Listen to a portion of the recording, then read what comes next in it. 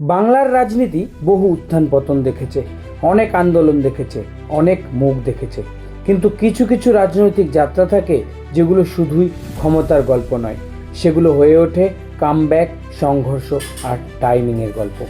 আর আজকের গল্পটা সেরকমই একটা নায়কের।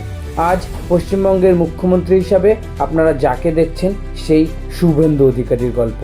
1970 সালের 15ই ডিসেম্বর পশ্চিমবঙ্গের পূর্ব মেদিনীপুর জেলার কাকলিতে জন্মগ্রহণ করেছিলেন শুভেন্দু অধিকারী।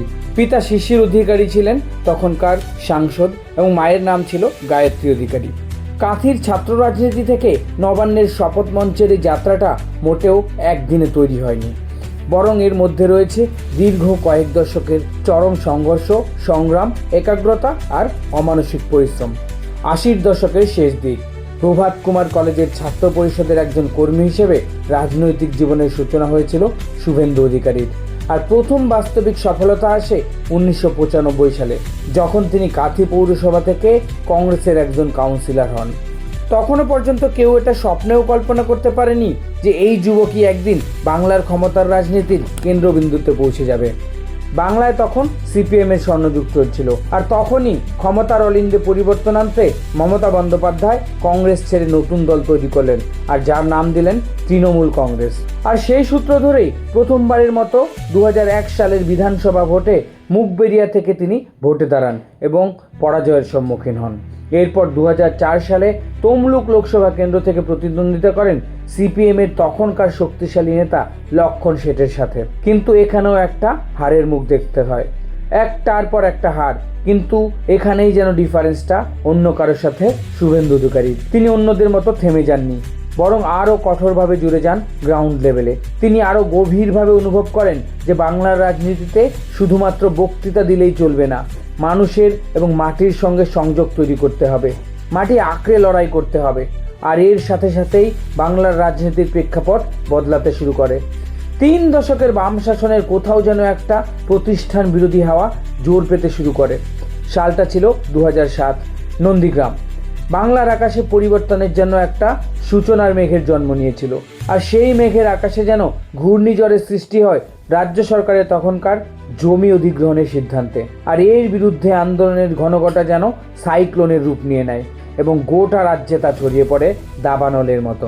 ক্ষমতার অলিন্দে মমতা বন্দ্যোপাধ্যায় উঠে আসলেও নন্দীগ্রামের রাস্তায় রাস্তায় তখন যেন একটাই নাম, শুভেন্দু অধিকারী। আর এই আন্দোলনের হাত ধরেই 2009 সালে সেই লক্ষণ শেঠকেই হারিয়ে প্রথমবারের জন্য সাংসদ হন শুভেন্দু অধিকারী। সংগঠন, জনসংযোগ, বুথ ম্যানেজমেন্টের অসাধারণ পারদর্শিতা দেখিয়ে 2011 সালে বাংলার ক্ষমতায় আসে তৃণমূল কংগ্রেস এবং মুখ্যমন্ত্রী হলেন মমতা বন্দ্যোপাধ্যায়। তখনকার বঙ্গ রাজনীতির এপিসেন্টারে মমতা, মুকুল, শুভেন্দু যেন ছিল তৃণমূলের খুব পরিচিত মুখ। কিন্তু সময় যত গড়াতে থাকে একটা ফাটল ক্রমশ তীব্র থেকে তীব্রতরভাবে প্রকট হতে থাকে। অনেকের মতে সেটা ছিল অভিষেক বন্দ্যোপাধ্যায়ের এক প্রকার উড়ে এসে জুড়ে বসা।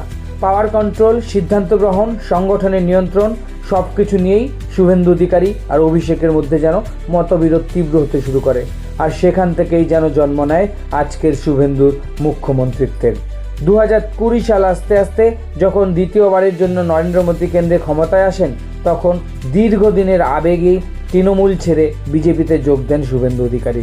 কিন্তু অনেকের মতে তখন সেটা ছিল একটা রাজনৈতিক সুইসাইড, কারণ একদিকে বিজেপির অন্দরে যেমন সেটাকে কেউ ভালোভাবে মেনে নেয়নি, অন্যদিকে সাধারণ মানুষের একটা বড় অংশ কিন্তু মনে করেছিল ইডি, সিবিআই এবং বিভিন্ন তদন্ত থেকে বাঁচতেই শুভেন্দু অধিকারীর এই দলবদল ছিল।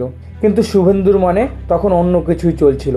তিনি কথায় নয় কাজে করে দেখাতে চেয়েছিলেন এবং মাটি কামড়ে ধরে লড়াই করছিলেন। রাজ্যের প্রতিটা প্রান্তে, রাজ্যের আনাচে কোনাচে গিয়ে সাধারণ মানুষের আওয়াজকে তুলে ধরছিলেন। যেখানেই তার দলের কোনো কর্মী অত্যাচারিত হয়েছে সেখানেই তিনি ছুটে গেছেন। বারবার থানা, পুলিশ, হাইকোর্ট কোথাও বাদ দেননি। তার লড়াই যেন একটা অন্যরকম মাত্রা দিয়েছিল বিজেপি কর্মীদের মনে। আর তারপর আসে সেই মুহূর্ত যখন প্রথমবারের মতো 2021 সালে নন্দীগ্রামে মমতা ব্যানার্জিকে হারিয়ে দিয়েছিলেন আর বিরোধী দলনেতা হিসেবে নিজেকে প্রতিষ্ঠা করে ফেলেন। আর এর সাথে সাথেই তিনি নিরলস পরিশ্রম করে যেন নিজের দল বদলানোর ইমেজটাকে মুছে বিজেপির নব্য পুরনোর দূরত্ব ঘুচিয়ে সাধারণ মানুষের আওয়াজকে ছড়িয়ে দিয়েছিল বাস্তবের আঙিনায়। আর এর সাথে কেন্দ্রীয় নেতৃত্বের সঙ্গে সমন্বয় সাধন করে তৃণমূলের বিরুদ্ধে সাধারণ মানুষের যে ক্ষোভ ছিল সেটাকে হাতিয়ার করে 2026 সালে যখন আবার চ্যালেঞ্জ করেন মমতা ব্যানার্জিকে, তখন সবার মুখে যেন একটাই চিন্তার ছায়া, সত্যি শুভেন্দু পারবে তো? এবং সব আশঙ্কাকে কিন্তু দূরে সরিয়ে নিজের গড় ভবানীপুরে মমতা ব্যানার্জিকে হারিয়ে দিলেন শুভেন্দু অধিকারী, আর তার সাথে নন্দীগ্রামের লড়াইও জিতলেন। আর এর ফলে আর কোনো রাস্তাই যেন বন্ধ থাকলো না। দীর্ঘ 60 বছর পরে কলকাতার শহুরে পরিচয় বাদ দিয়ে কোনো জেলা থেকে মুখ্যমন্ত্রী পেল পশ্চিমবঙ্গ। নামটা শুভেন্দু অধিকারী, অধিকার যেন তার নামের পদবিতেই আছে। আক্রমণাত্মক ভাষণ, লড়াকু মনোভাব, রাস্তায় নেমে লড়াই করা আর নিজের স্ট্রং হোল্ডে অপ্রতিদ্বন্দ্বী ভাবের বাস্তবায়ন ঘটিয়ে আজ তিনি বাংলার মুখ্যমন্ত্রী। সমর্থকদের কাছে তিনি যেন একটা ফাইটার, বিরোধীদের কাছে তিনি একজন অ্যাগ্রেসিভ পলিটিশিয়ান। কিন্তু একটা জিনিস নিয়ে কারো কোনো দ্বিমত নেই যে বাংলার বর্তমান রাজনীতিতে শুভেন্দু অধিকারী এখন যেন সবচেয়ে গুরুত্বপূর্ণ মুখ। তো আপনি শুভেন্দু অধিকারীর এই যাত্রাকে কী চোখে দেখছেন?